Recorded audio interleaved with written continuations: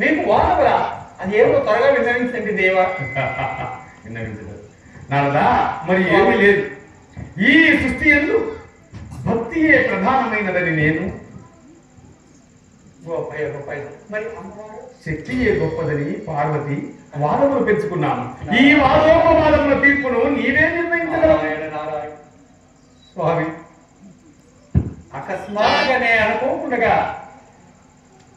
ఈ కైలాసంలో ఆలోచించినటువంటి అస్కలిత బ్రహ్మచారిని నేను. ఈ బాధ్యత నాకు అప్పచెప్పి అమ్మగారి యొక్క ఆగ్రహానికి నన్ను గురి చేయకండి దేవా. జరిగినది ఇక జరగనున్నది,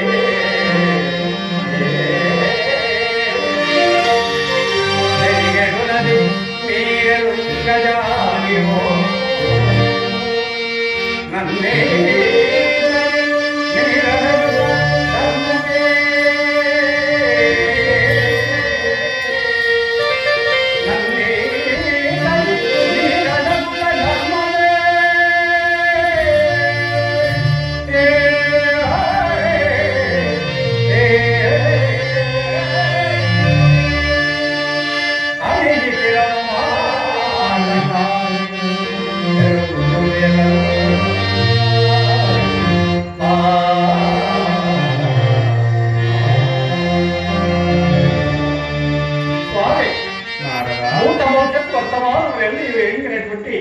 త్రికాలవేత్తవు నీవు.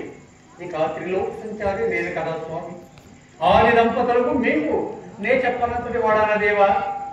కానీ దేవా, త్రిలోక సంచారివే, నీకు తెలియదా శక్తి గొప్పదో భక్తి గొప్పదో అని?